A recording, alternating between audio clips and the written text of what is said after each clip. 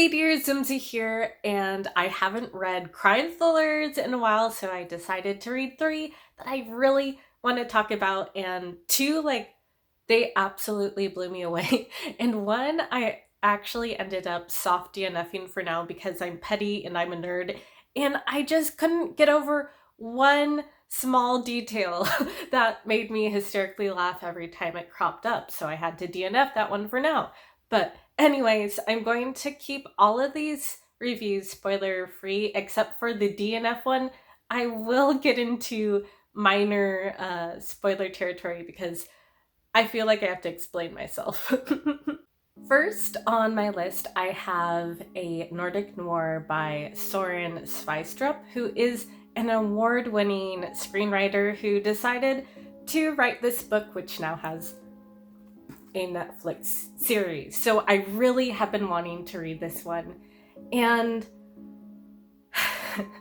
when I say I'm preparing myself, I'm bracing myself or something, this one messed me up. I don't know what it is about Nordic noir, but it really hits me and disturbs me. So this is definitely the most disturbing book of the bunch, and is actually my favorite. But before I get into what I liked about it, summary time. The story takes place in Copenhagen, and within a short period of time, two mothers are found brutally murdered in a similar fashion, and on the set of each crime scene, the detectives find little chestnut men, which are made out of matchsticks and a chestnut, and to make things even more interesting, forensics discovers that there are fingerprints belonging to a missing prime minister's daughter. So they're like, okay, why is the killer targeting mothers?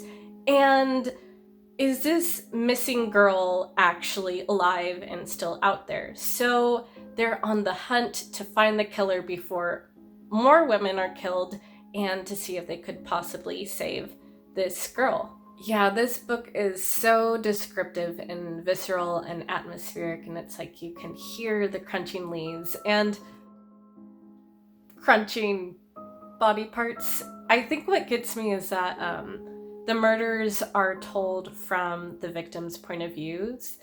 So it just, yeah, it got me. This book gripped me. I was turning the page and I was so invested in this story. And it is so well crafted. Honestly, this is probably the best crime thriller I've read in years, and I absolutely adored it. Okay, next I have another wonderful crime thriller called Ragdoll by Daniel Cole, and this one centers around a detective nicknamed the Wolf who doesn't play by the rules.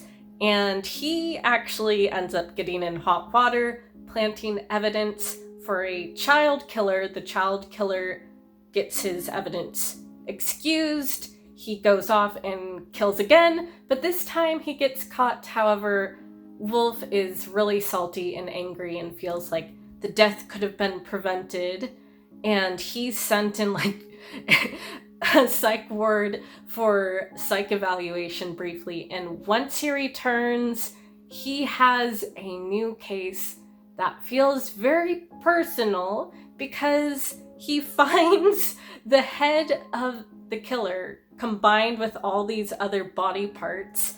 And then there's this letter sent to his ex-wife that contains a hit list of names with his name on it. So he's like, whoa, someone's after me. This is very personal. So he's in a race against the clock, trying to prevent future victims from being killed and not get killed himself.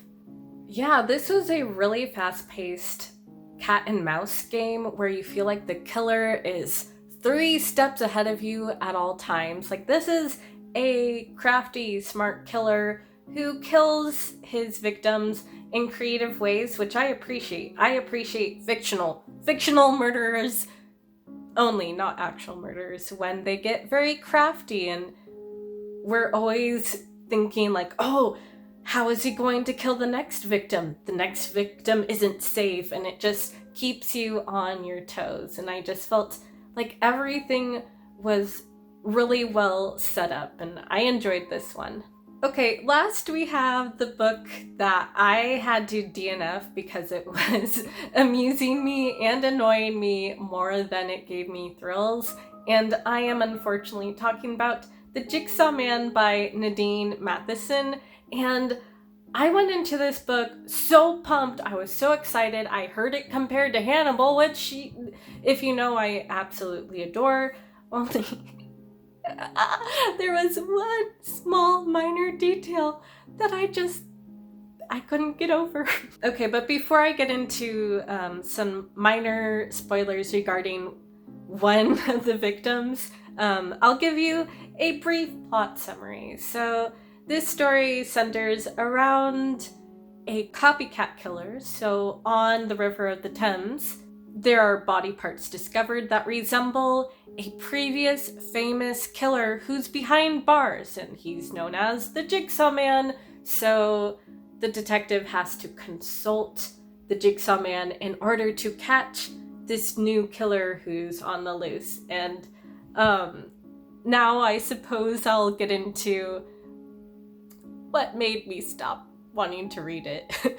Okay, the first passage that kind of took me out of the story and made me go, huh, that's funny, was when they discovered the first body, and the narrator says, the only thing that Henley could be certain about was that a white male with a fondness for manga, with a capital M, anime tattoos, had had his legs cut off at the thigh bone, his arms at the biceps, and I think for most people this should be disturbing, but I have no idea why manga is capitalized and why anime is put there without an and.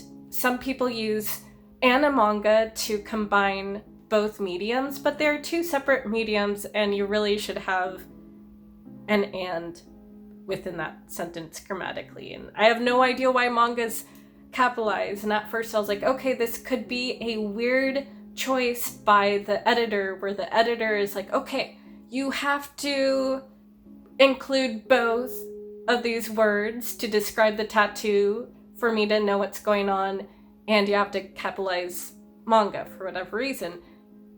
So I thought I could move on, but I couldn't.